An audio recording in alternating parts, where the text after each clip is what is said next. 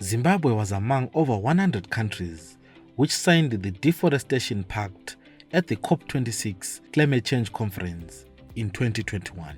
The countries which entered the agreement account for more than 90% of the world's forests. Signatories of the treaty agreed to collectively halt and reverse forest loss and land degradation by 2030 while delivering sustainable development and promoting an inclusive rural transformation. For a country like Zimbabwe, effects of climate change do not need to be spelled out. The Chimanimani and Chipinge communities in Manicaland are yet to recover from the devastating cyclone Idai.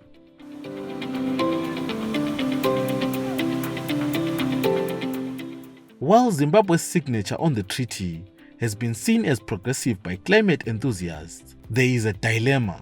The country's cash crop, tobacco, which brings in about $1 billion into the country, is heavily reliant on firewood. They cure them in barns. Using coal or wood as fuel. Zvimabhani zvedu zvemudzimba umu tinokwanisa kusenzesa ngoro 3 kana 4 dzehuni kuti bhani riome for 6 days. Saka fodya sezvo ine maripping 6.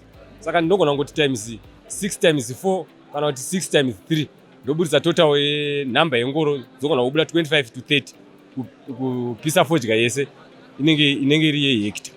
Zimbabwe in the 2022 season planted 118,000 hectares of tobacco. This means there is a possibility that nearly 3 million truckloads of wood were used to dry the tobacco. Official statistics show that thousands of hectares of the forest are lost annually in the tobacco curing process. Tobacco accounts for 1/5 of our deforestation in terms of cutting down our trees. Annually, we're looking at, for the tobacco area, we're looking at cutting down of spaces between 400,000 to 600,000 hectares annually, just so that we can service the needs that come for curing. Obviously, the main type of curing that's required is flue-cured tobacco.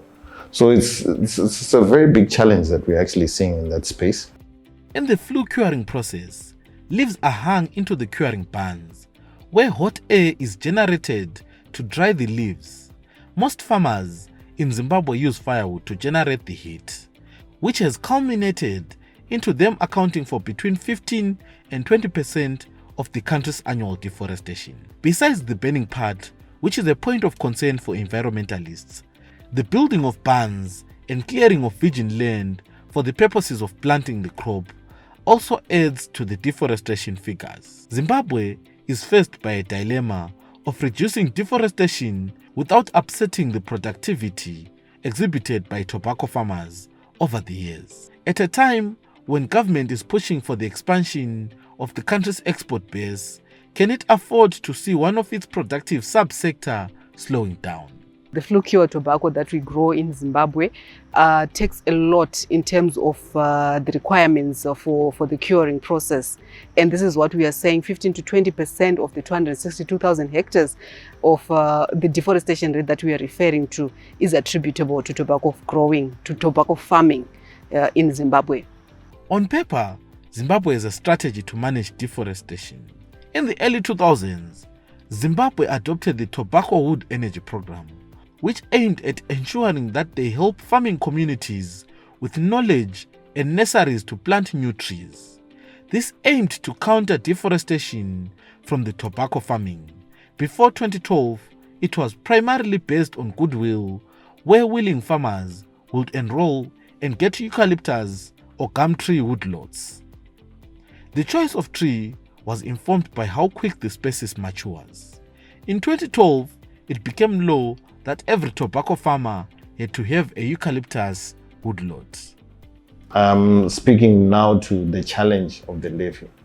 Now, the challenges that the levy brought up initially when it came through, I don't know, maybe because of government processes or positions or the fiscus, those amounts were not finding themselves to the end user, which would have been Forestry Commission. Small-scale farmers are not complying at the same pace as their commercial counterparts. In 2018, Zimbabwe introduced a funding mechanism where the Forestry Commission gets a small percentage from all tobacco sales. For the past 5 or so years, there's a levy that is charged on tobacco farmers as they are selling their produce every tobacco selling season. And this is what we are referring to as the Deforestation Fund. Some people call it the tobacco levy. So from it, this is where we expect that we also get funds to facilitate the reforestation efforts in the country. We have a program that is targeted to actually utilize those specific funds, which we are calling the Tobacco Wood Energy Program. And this is a program that we are rolling out in the tobacco growing provinces of the country. We are talking here of Manicaland, we are talking of Mashonaland Central, we are talking of Mashonaland East, Mashonaland West, and recently we have seen a bit of tobacco growing starting to happen in the Midlands province. Farmers, however, warn that there will not be an overnight departure from the use of firewood. Coal may be a solution to deforestation, but when it comes to damaging the environment, the effect is not too different from cutting down trees. Environmentalists are also arguing that moving from firewood to coal is not any different from jumping out of a frying pan into the fire. The other alternative is the use of coal for tobacco curing, but of course, with the global trends that we also want to adhere to as a country, the use of coal in itself is not a sustainable energy use. Looking at the issues of global warming, the use of fossil fuels and all those other issues. There appears to be willingness from the farmers to migrate to coal, but they say they cannot afford the transition. Asi tikapindawo makontrakt tokwanisa kuzoshandisawo marasha. Vanongozotipawo marasha tichizowedzerawo kuti mamwe zvingangotirerukira masango edu asaparare. Despite their reliance on energy sources that are said to harm the environment, farmers have not been spared the vagaries of climate change. Matanho aripo atikutora kuchengetedza sango, tikukwanisa kunge tichisima magamu. Ndo atiri kusima kuti wo pamwe anokwanisa kuzotibatsirawo pamberi apo kuti tisanyanyopedza miti. The Tobacco Research Board is looking into the viability of biogas in drying tobacco. Their findings are yet to be made public. Although solar is trending as a viable green alternative, it is still yet to provide the 750 degrees Celsius heat needed in the tobacco curing process chain. Other jurisdictions across the world have introduced a system which incentivizes those who adhere to best environmental practices in producing their tobacco. Traditional leaders are trying to use their power to retain respect for the environment. In some rural areas, tobacco farmers who do not replant their trees are fined by their local headmen. Kwedu masabhuku ari strict panhau dzokuti magamu kana mimwe miti inokwanisa kunge ichidyarwa zvakasimba. Hayo sekwedu miti iri kudyarwa zvakanyanya. Masabhuku ari kumira chaizvo zvekutoti nedzimweni dzenguva ukatomboonekwa paritombopiwa vanhu masamoni nenyaya dzekutemwa kwemiti, aiwa vari kuzama kukontrora uchimanikidzirwa kunzi kana usina kana pawadyara magamu idambudziko kuti ukwanise uchizoonekwa uri musango uchitema miti.